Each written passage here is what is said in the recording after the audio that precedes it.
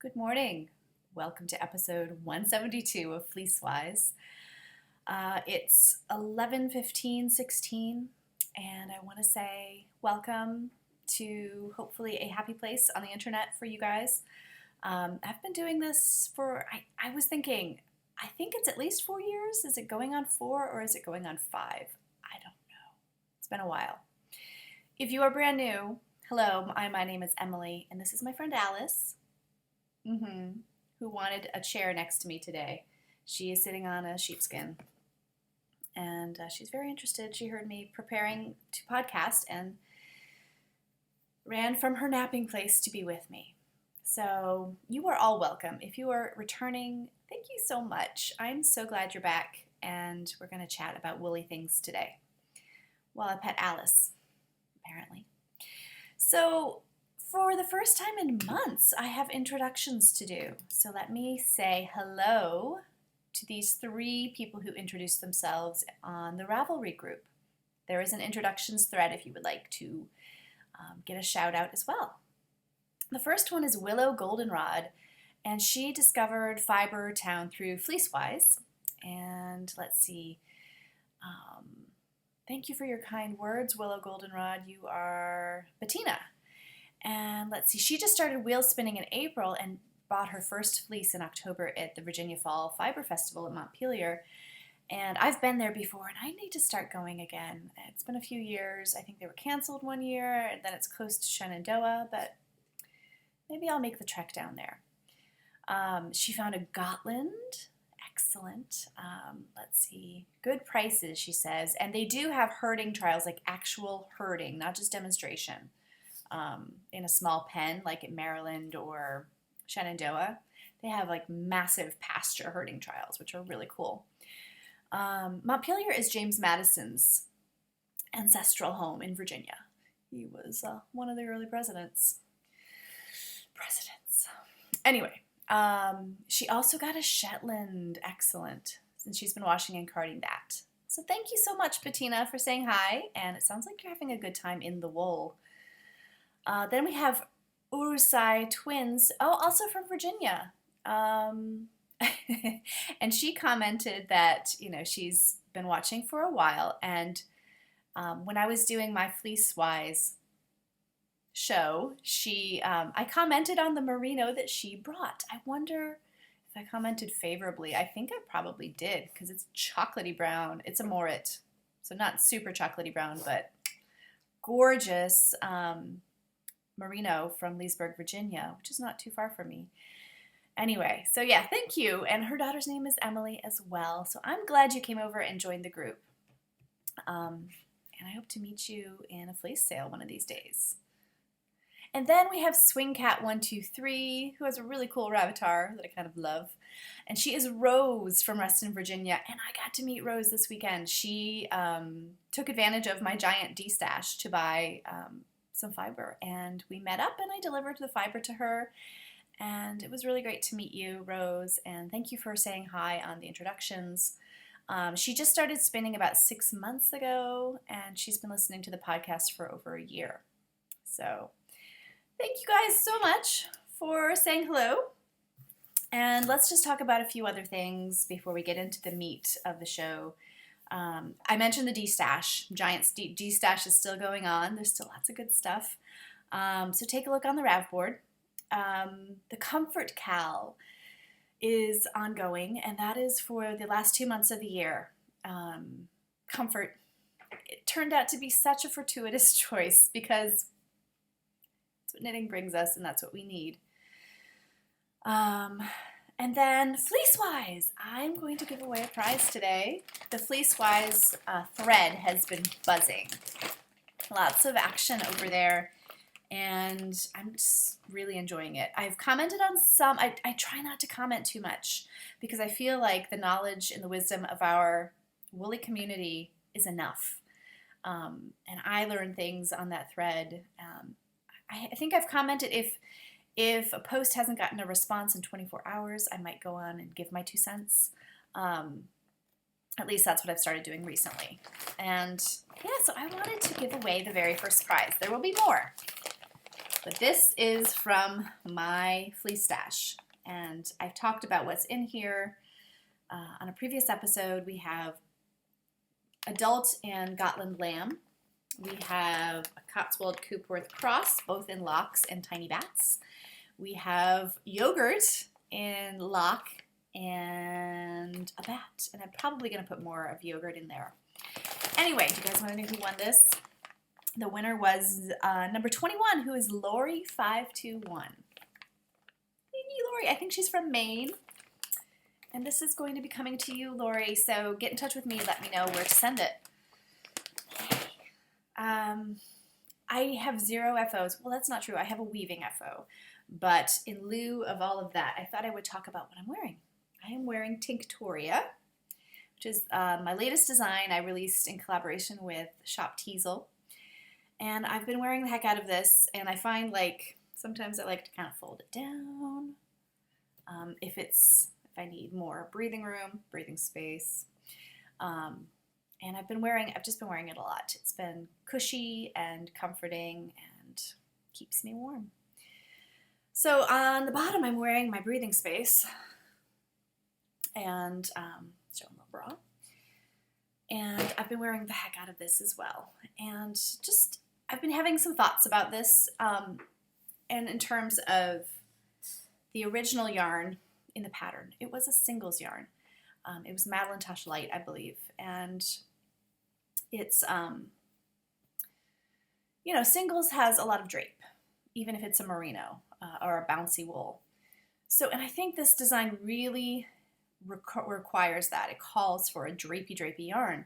And I've been seeing a lot of sort of bouncy sock yarn versions of this, and I feel like it sucks in and you don't get the drape. So I'm very glad that, I actually frogged this project once because I was using a merino and as the contrast, and I'm so glad I did a long wool because I feel like, of course, it's just out of the wash, it's a little wrinkly, but I feel like it has excellent drape. It doesn't want to squish in and hug the figure. It's got lovely ease, which it's meant to. Are you coming over? All right, sweetheart. So that's what I'm wearing today, my Tintoria, which I'll just leave off for now. And the other FO is a weaving FO, and it smells like soak. This has had a checkered history, this wool. Do you guys remember the Knittables podcast? You probably do. She did a collaboration with, is it No Makers? I've never really bought No Makers yarn. Let me just show you. This is a plaid. Anyway, this was a fiber that was based on the colors of her cockatoo, and No Makers dyed up. And then I spun this when I was on vacation in Florida in Sanibel. 3-4 years ago. My husband worked in Sanibel for a month, and you want to sniff it? And my family stayed there on the island, and I called it Sunshine Manatees and Orange Juice. And Alice thinks it smells interesting. So I knit it into a wingspan shawl, and I never used it, and it wasn't quite long enough. It wasn't quite right, so I frogged it, and the caked up frogged yarn had been sitting in my stash for a while, and I thought, let me put this on my loom. Hey, don't jump off. And so yes, I did that. So the warp was all hand spun, and it was a Polworth silk. And I tried steaming the warp, once I put it on the loom before I tied it onto the cloth bar because it was kinky. And that helped a little bit, but I think you can probably see that there's a little bit of ruffliness to this. Anyway, so that was the warp, and this is after blocking, and a little bit of fulling. All right, come on. She wants to come up. So the weft was more of the same, Polworth and silk from that same spin, as well as the merino fingering that's in Teasel merino fingering. And what else? It's just some gray hazel knits, sock yarn, artisan sock. So it's a lovely, I really love wool silk blends for weaving. Oh, this is not working out. FYI, don't hold a dog and try to style your scarf at the same time. So it's a wider weave than I usually do. And I love plaids. I just love plaids. And I love putting a sort of a variegated, I don't know if you call this variegated. I think I did not, I two-plied it. So there's some marling barber pulling that's going on. Stay there, I can't hold you. In the Handspun. All right, go ahead, get down. Anyway, so very fun. And then, let's see, I also made a project bag. And I'm experimenting with sewing with my weaving, my hand wovens. So these are scarves I just don't wear that, you know, pieces of fabric I wove and mostly out of Handspun, and I want to sew with them. So I did. This is fabric that Lori Intuit Knits gave me, and this is, I do not like the zippers from Joann's, the Coates and Clark. See that right there, that little whoop? That was where the zipper was folded, and I tried steaming it out. Isn't that fun? This was Inglenook fiber bat is the weft. So you've got like this little, I love the texture here of the thick and thin yarn. So I used this fabric. I don't think it was the right choice, but I wanted something that complemented some of these russety colors, and this has sparkle, and this is kind of metallic. Anyway, just an experiment, and just to see how bags with my hand weaving hold up to wear. So far, so good. All right, let's talk about whips. I bought this, and I'm sort of using it as a project carrier for my little hand mitt. This was some Soulful Stash from Heather 01851. She was my Soulful Stash partner. That first swap that your New Hampshire Knits and Fibertrack did. Anyway, I'm using a cable pattern number 33, Fancy Double O from this book.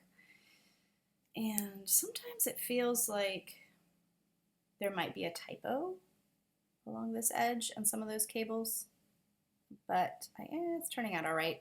This is a singles Romney from, is this from Massachusetts? I'm using both yarns from the Soulful Stash swap that I received. Currently using both of them. So, yeah, just sort of making this one up with that cable from the new Noragon book. This is the Romney singles. Very pretty. Now, what else do I have? I have my monkey socks, my no purl monkeys out of Sokusu in the Lorelei colorway. And I finished the first sock. And here's the second.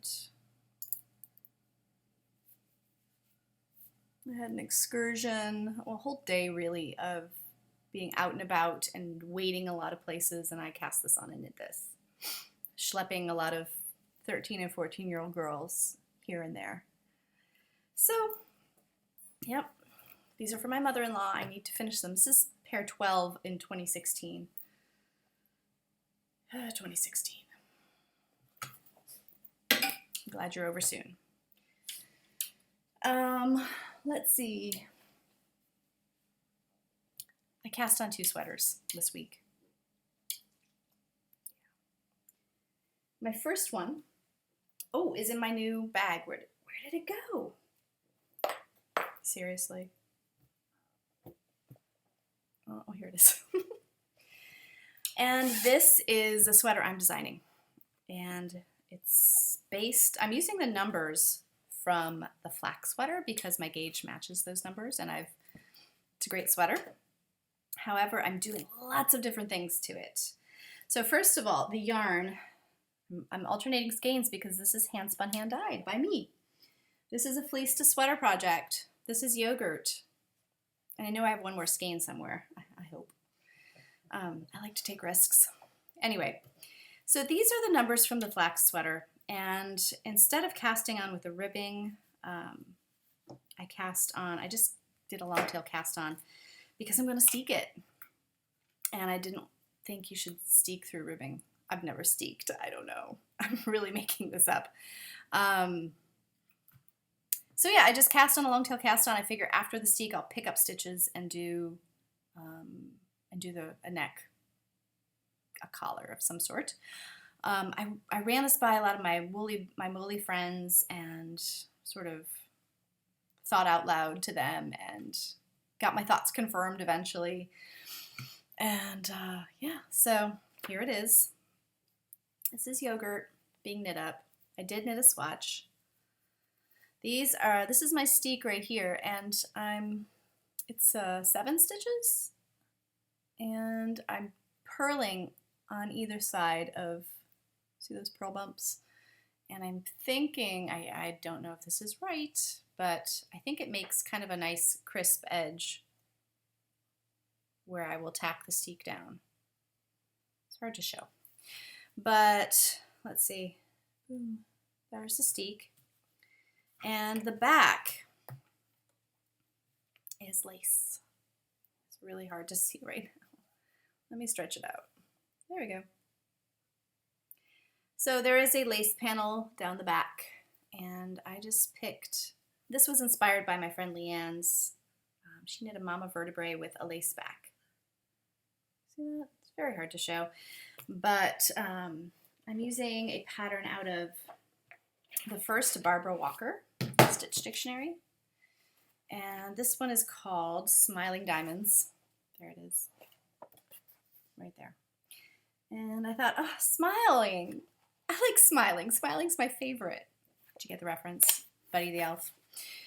And smiling seems like a good thing. However, because I'm knitting this top down, the smiles are upside down. Oh well. Seems like a metaphor, doesn't it?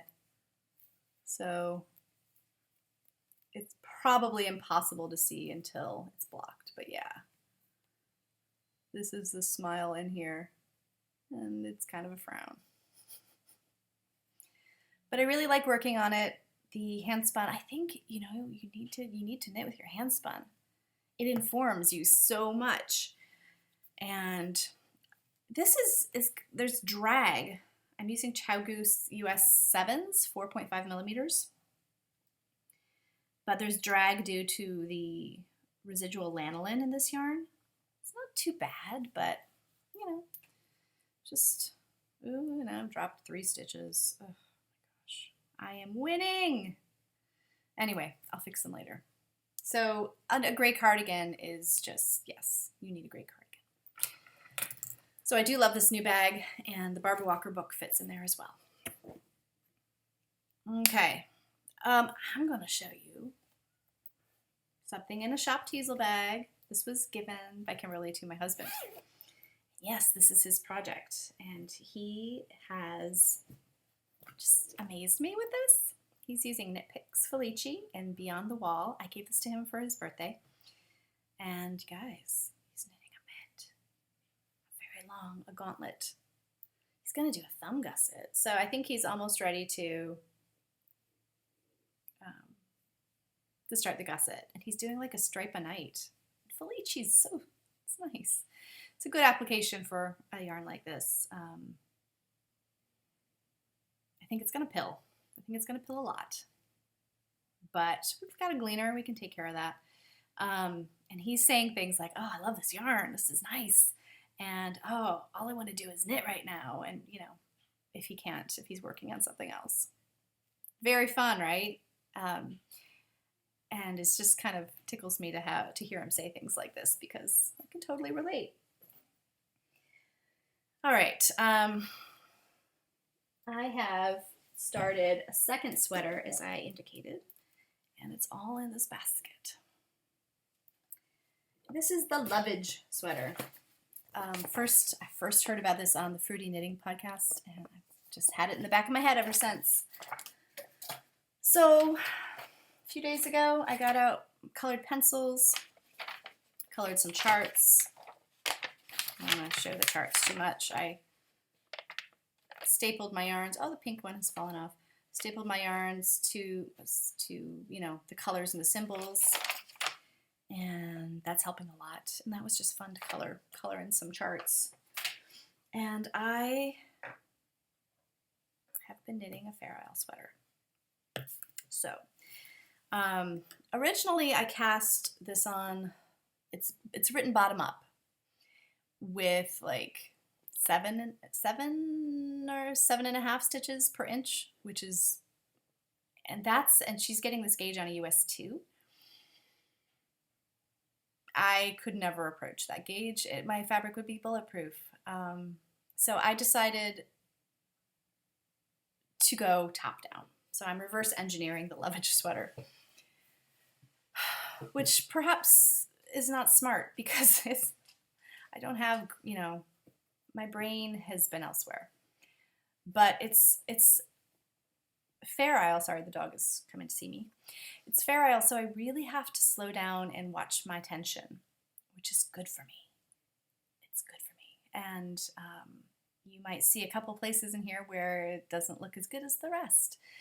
And that's probably where I was upset or just not, my tension just got off. So this is forcing me, if I want a nice looking sweater, to slow down and be mindful of my stitches. And yeah, without further ado, here's what I have so far. I also think, top down, I can try this as I go. I could take out a repeat if I need to, because my concern is that this is going to be too big. And I am knitting on US 4s rather than US 2s. Look how fun. This is the Lovage by Marie Wallen. Fruity Knitting just has an interview out with her just today. And I really, she talks about her use of color, and I just love it. So let me talk to you about my colors here. Gosh, this is gorgeous. So I think it's going to be lovely. My very first yarn is this, and it's blacker Manx Lofton with mohair. And I first discovered this yarn in the blanket that I put together for Fiber Track Sarah. And someone had sent in a square using this blend, and I fell in love. Just when it knits up, it's just delightful. So that's the main color, and that will be the body. I figured, I frogged what I had. I was knitting this provisionally cast on bottom up, and I was going to knit for a while to see how it went before I started the color work up. And I feel like I just need to make sure before I knit miles of stockinette in beige that it's going to fit. And so top down. I'm going top down. I saw another project on Rav that did this, and also I put what I had so far on 2 needles, and I had 10 inches of positive ease. So once I get the color work done, things will be much simpler. It's just going to be plain stockinette. I can monkey with the stitch counts. I can make darts if I feel like it. There's no shaping, as far as I can remember, in the body part.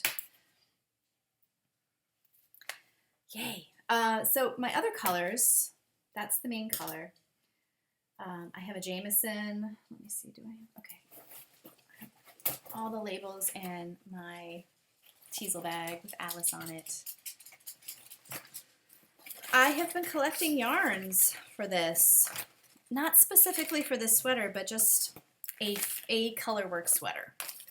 And I didn't really know that I was collecting them until I sort of said, let me take my woolly wools, my 2-plies, my Shetlands, my etceteras, and put them together and just look at them. So this is Jameson. Oh, there it goes on the floor. Here's another one. I want to tell you the color. Sorry. Jameson's Shetland Spindrift. And this color is coffee. Bought this along with a few other colors of this yarn in Providence, Rhode Island when I was there a few years ago. And I was going to make the cupcake mitts by Stilly Jane. In fact, they are cast on, but yeah, I just kind of lost interest. So yeah, that's this color. Then what else do I have here? Ooh, this is a fun one. This was my other soulful stash. Old Sturbridge Village from Heather 01851. I'm kind of number blind. Like,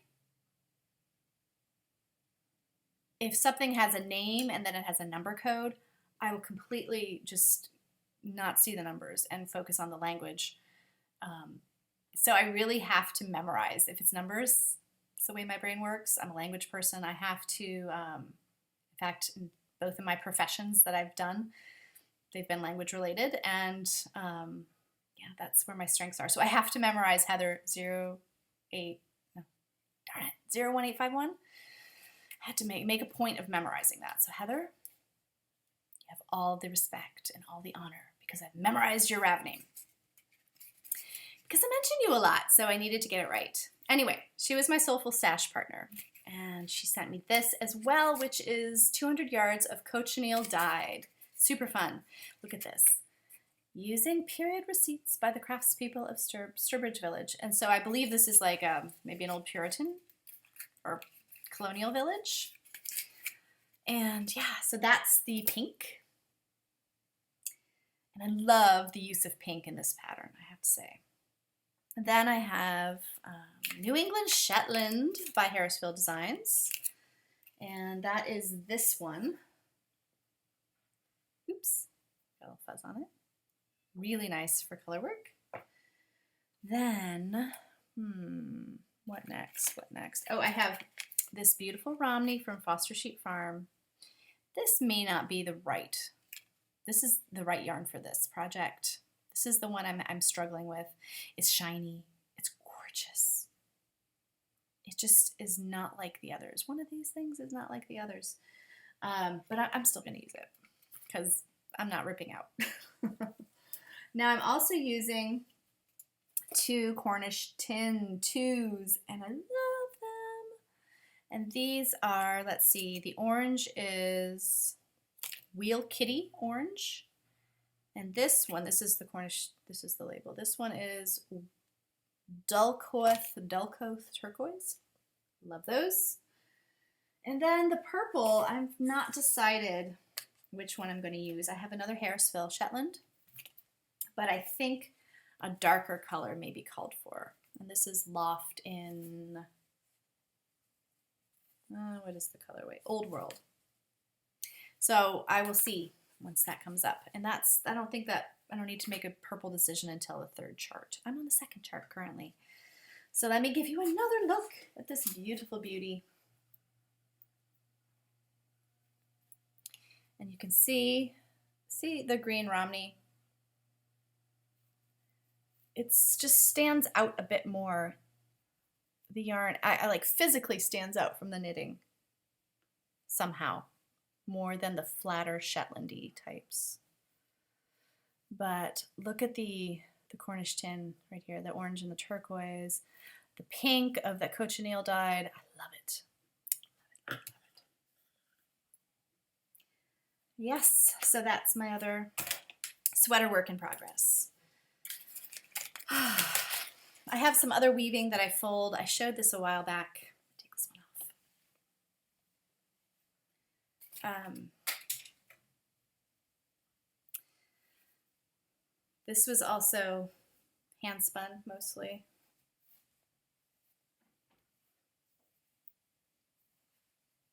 I'm thinking of making this into project bags as well. I don't know, would people buy project bags with hand weaving on them? I think it'd be cute. Yeah, so you can see I'm just plaid obsessed. Anyway, spinning. Well, what have I been doing? I've been mulling over my Shetland spin from Eloise, my fleecewise fleece, and wondering what I'm going to do with it. And frankly, I don't know. And frankly, I'm waiting for inspiration to strike. I don't know. I'm thinking about doing some natural dyeing to it. I'm thinking about putting it with other Shetland handspun. And I'm kind of wondering if anyone knows the answer to this. Please comment on the fleecewise thread or on this episode thread. Why are Shetland fleeces so expensive? They're quite a bit more expensive than the norm, and I'm wondering if that's because Shetland breeders are not getting, maybe I've asked this question before, I don't know. There's not a huge yield as far as fleece, and so they need to charge more per pound. I don't know. Seems like Shetlands are a primitive breed. They should be pretty self-sufficient as far as feeding, but what do I know? I'm not a fleece or a shepherdess. So just curious about that. I've sort of looked around Ravelry and the interwebs to find an answer, and I haven't so far. So if you have some insight, I'd love to know. I've been spinning my Rambouillet from Rocklands, and that's it's not quite in the home stretch, but I can see the end. It's been a pound. It's a pound total, and I've spun half of it, at least half. So looking forward to having a beautiful Rambouillet from Pennsylvania. Just pristine, impeccable fiber prep on this stuff. And, that's one thing that as I've gone through working with different wools, I appreciate the fine wools if someone else prepares them. I don't enjoy preparing them in general. I like a medium wool, and I'm still working with long wools. Not sure if I'm in love with the spinning of the long wools, but because they don't really match my default spinning style, which is where, the sweet spot is, really. So, anyway, I'm finding that my sweet spot is in the medium wools and the primitives, too. As far as processing my own wool. So let's see. The only other thing I've spun this week is this from Highland Handmaids, and this is the current club colorway. It is called Light Me Up. Sorry, I didn't say there was a spoiler, but come on, everyone's got theirs, right? We're halfway through the month. So this is a merino bamboo nylon blend, and I originally said I wanted to spin this for socks. That was before. I don't know what I was thinking. Bamboo is a super slippery fiber, and it was going to require more twists than I was willing to give it. So I spun my default yarn. It's fluffy and shiny and airy. I spun a 3-ply, traditional 3-ply, and I love my my bobbin winder for things like this. I don't have to divide the fiber. I can just spin a single and then wind it off. Although the bamboo wanted to break a bunch as I was winding off, because as I said, I didn't want to give it a ton of twist. But that's okay. Anyway, Light Me Up. How much? I got 200 yards. Don't know what this will become. The only acquisition I have this week is a really unexpected one. I took on election day, I took my son to our local pumpkin patch, Cox Farms in Virginia. I know the owners. They are an amazing family. They are a non-traditional family, and they are wonderful people. And their pumpkin patch is just unparalleled. So just slides and hay rides and apple cider donuts and rope swings and animals. And animals. A few years ago, they acquired some blue-faced Leicester sheep. So I don't